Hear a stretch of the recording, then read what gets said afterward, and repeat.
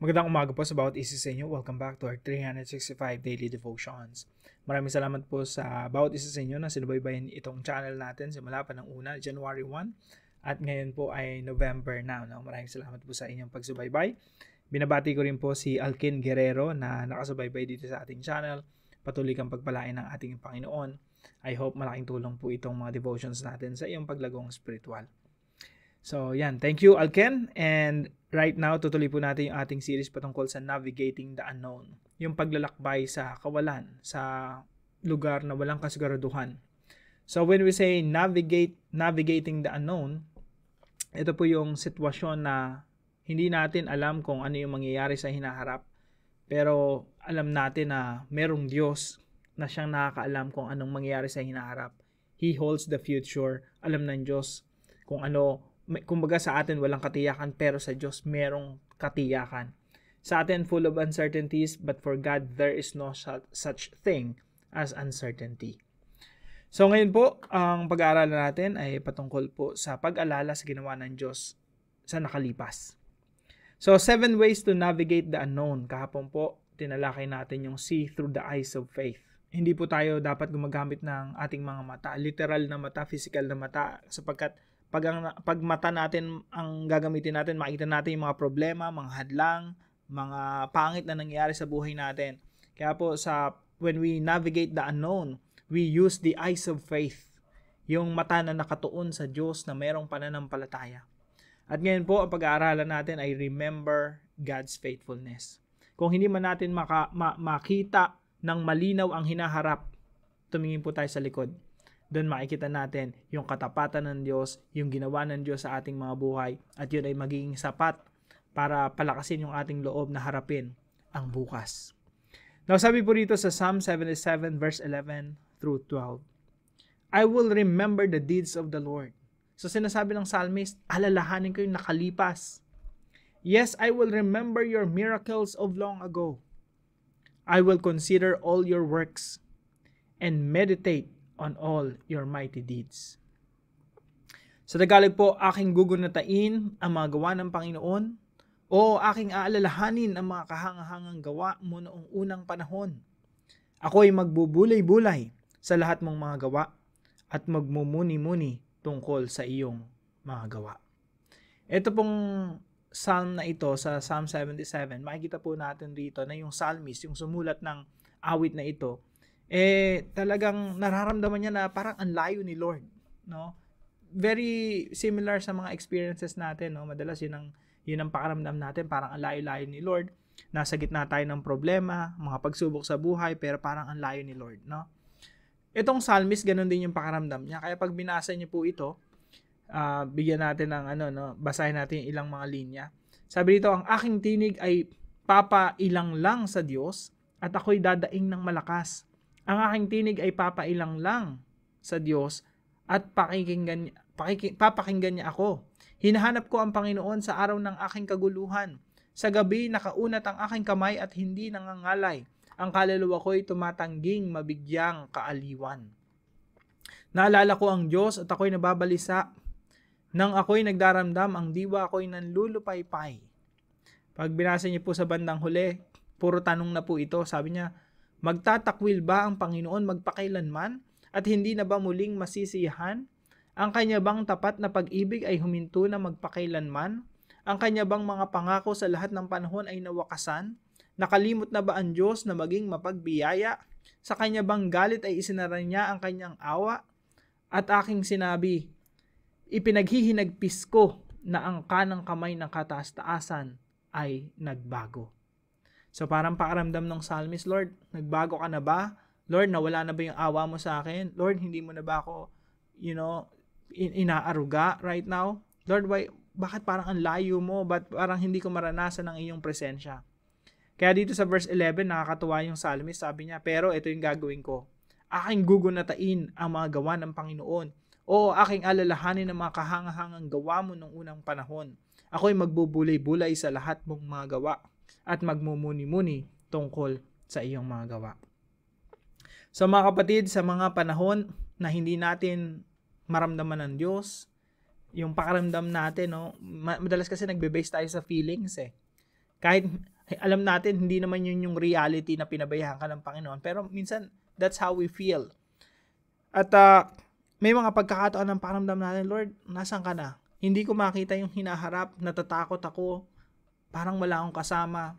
Sa mga ganong pagkakataon, mga kapatid, ang dapat po nating gawin ay lumingon sa ating nakalipas at tingnan natin yung ginawa ng Diyos sa nakaraan. Kasi po, pag lumingon tayo sa nakalipas, makikita natin yung Diyos tapat pala talaga at kailanman hindi nagbago. So ito po yung teaching natin ngayong umaga. God sometimes seems distant. Ang Diyos paminsan-minsan, yun na yung pakiramdam natin na para bang ang layo-layo niya. Pero pakatandaan natin mga kapatid, ang presensya ng Diyos ay hindi nakabase sa ating emosyon o nakabase sa ating pakiramdam. Yung Diyos hindi nagbabago, pero yung pakiramdam natin, nagbabago.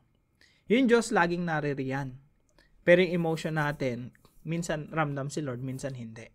Wala namang problema sa Diyos. Ang problema talaga, nasa emotion natin, mapaglaro. Minsan, na-overwhelm tayo ng ating mga problema.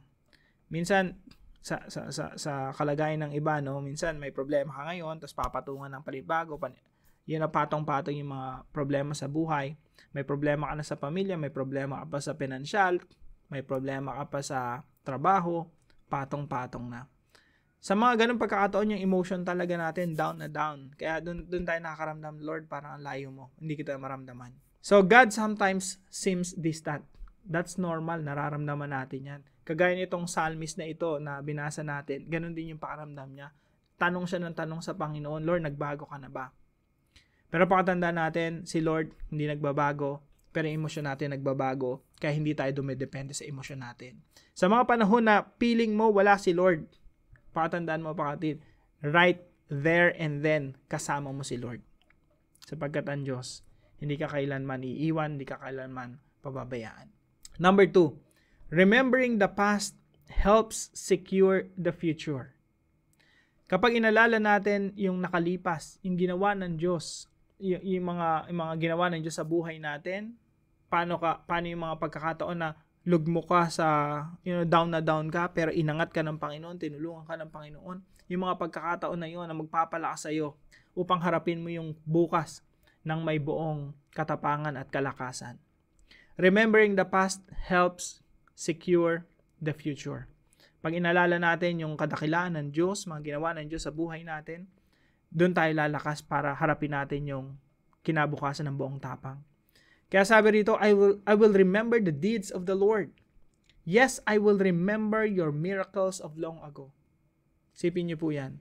Kung alalahanin natin yung mga ginawa ng Diyos na nakalipas, yung hinaharap natin, hindi man natin makita, puro kadiliman man yan. Alam natin na yung kumilos na Diyos sa buhay natin in the past, ay pareho pa rin Diyos na kikilos sa buhay natin sa kasalukuyan. Yes, I will remember your miracles of long ago. I will consider all your works and meditate on all your mighty deeds. Now, pangatlo po, the Bible is God's record of faithfulness. Yung Biblia po, yan po yung track record ng Diyos, ng kanyang katapatan. Kung paano niya tinupad ang kanyang mga pangako, lahat po yan nasa Biblia. Kaya po sa panahon ng pagsubok sa buhay, kung marami po tayong pinagdadaanan ngayon, no, tumingin po tayo sa Biblia. Ano yung ginawa ng Diyos sa buhay ni Jose, sa buhay ng mga patriarchs, Abraham, Isaac, Jacob, sa buhay ni David, sa buhay ni Gideon, sa buhay ni Samson, sa buhay ni Daniel, sa buhay ni Shadrach, Meshach, and Abednego. Makikita niyo po rin yung katapatan ng Diyos eh. Tsaka lahat ng sinabi ng Diyos doon, tinutupad niya. Walang pangako ang Diyos na hindi niya tinupad. At makikita niyo po yung miracles sa Bible. Punong-puno ng mga miracles ng Diyos. Sa panahon pa lang ni Moses, sa panahon pa lang ni Abraham, napakarami po. Ito po yung gusto kong ipuntos sa mga oras na ito, no? Yung Diyos natin sa kasalukuyan, yung Diyos na tinatawag natin sa tuwing tayo nananalangin, yung Diyos na sinasamba natin right now, yun po yung Diyos na Diyos nila Abraham, nila Jacob, nila Isaac, Diyos ni Moses, Diyos ni David. Yung Diyos po sa Biblia, yun pa rin yung Diyos natin sa kasalukuyan. Kaya po, pag tinignan mo kung anong ginawa ng Diyos sa Biblia, yun po ang magbibigay sa atin ng kalakasan upang manampalataya doon sa Diyos na yun, na Diyos ng Biblia, at kaya nating harapin yung kinabukasan ng buong tapang at buong lakas. Dahil alam natin, yung Diyos ng Biblia ay kasama natin. So let's go to the Bible. The Bible is God's record of faithfulness. Pakatandaan po natin kung paano naging tapat ang Panginoon sa Biblia, ganoon din po siya magiging tapat sa atin sa kasalukuyan. Now, paano po natin ito i-apply sa ating mga buhay? Number 1, remember, God's presence is not about feelings. Pakatandaan po natin na yung presensya ng Diyos, hindi ito nakabase sa ating feelings, sa ating emosyon, sa ating pakaramdam. Yung presensya po ng Diyos, once na ikaw ay nanampalataya sa Panginoong Jesucristo at ikaw pinananahanan ng Santong Espiritu, kailanman hindi kayo iiwan ng Panginoon. Kailanman ang presensya ng Diyos ay hindi lalayo sa iyo. Sapagkat ang presensya ng Diyos ay hindi nakabase sa iyo o sa iyong mga nagawang mali, sa iyong mga kasalanan. Hindi kailanman aalis ang Diyos sa iyo, yung presensya ng banal na Espiritu sa iyong buhay dahil lang nakagawa ka ng kasalanan. Sapagkat ang presensya ng Diyos ay nakadepende sa ginawa ng Panginoong Jesucristo doon sa krus. Kung paano pinakita ng Diyos yung kanyang pag-ibig doon sa krus at kung paano tumigis ang kanyang dugo doon sa krus, ganun katindi ang pag-ibig ng Diyos sa atin. At dan po nakadepende ang presensya ng Diyos. Hindi kailanman tayo iiwan na ipababayaan ng Diyos. Hindi tayo kailanman mawawalay sa pag-ibig ng Diyos. Yan po ang katotohanan na hindi nakabase sa pakiramdam. Yan po ang katotohanan na hindi nakabase sa ating emosyon. So remember, God's presence is not about feelings. It is based on truth. And that truth is what happened on the cross 2,000 years ago. Ang Panginoong Jesucristo ang kadahilanan kung bakit nanahan sa atin ang Santong Espiritu at kailanman hindi tayo iiwan ng presensya ng Diyos. Number 2 po, remember God's past faithfulness.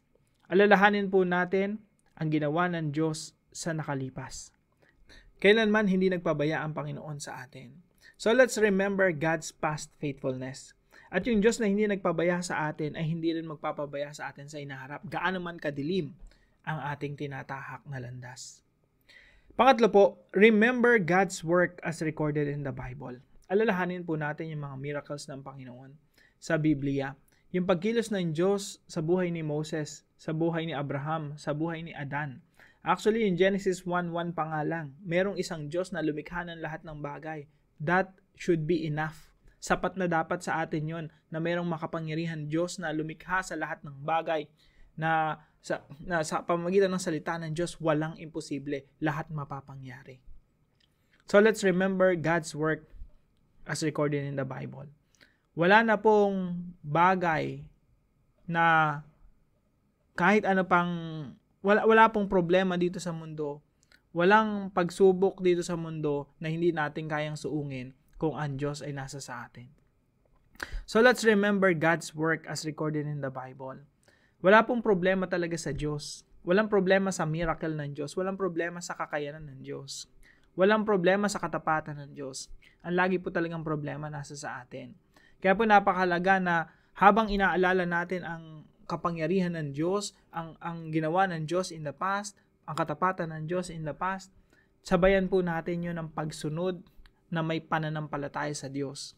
Na talagang kumakapit tayo sa Diyos at buong buo yung ating pagtitiwala sa Kanya. Kasi po, wala talagang problema sa Diyos. Ang problema nasa sa atin. Gaano ka ba nagtitiwala sa Diyos? Gaano ka ba sumusunod sa ating Diyos? So as we remember God's work as recorded in the Bible, we also have to become obedient to God. Kailangan maging masunurin tayo sa Diyos na merong pananampalataya, buong-buong pagtitiwala sa ating Diyos. Para po sa ating discussion, how does remembering God's past faithfulness help us trust Him more? Papaanong natutulungan tayo na mas lalo magtiwala sa Diyos kung alalahanin natin ang katapatan ng Diyos sa atin sa nakalipas? Para naman po sa ating panalangin, kausapin natin si Lord right now. Heavenly Father, there are times when I struggle to sense Your presence. Help me remember that my faith in You is not based on feelings, but on truth. Remind me of your faithfulness in the past, in all the ways you have guided me. I look to your word, knowing that the Bible is a record of your unfailing love and promises. Strengthen my heart to trust you in every season, even when you seem far away. I believe that you are always near. In Jesus' name I pray. Amen and amen. Samahan po tayo ng ating Panginoon ngayong araw at siya ang magpatagumpay sa atin. Gusto po magpasalamat kay Sister Vina na partner po natin para sa devotion natin na ito. Maraming salamat sa iyo, kapatid. At hello sa lahat ng mga Pilipino sa Virginia. God bless you po. Kung kayo po may natutunan sa devotion natin na ito, ipalaman niyo lang po sa comment section right below this video. And please share this devotion to your family and friends. Pagpalain po kayo ng ating Panginoon. See you po tomorrow 5 a.m. dito sa ating Daily Devotion.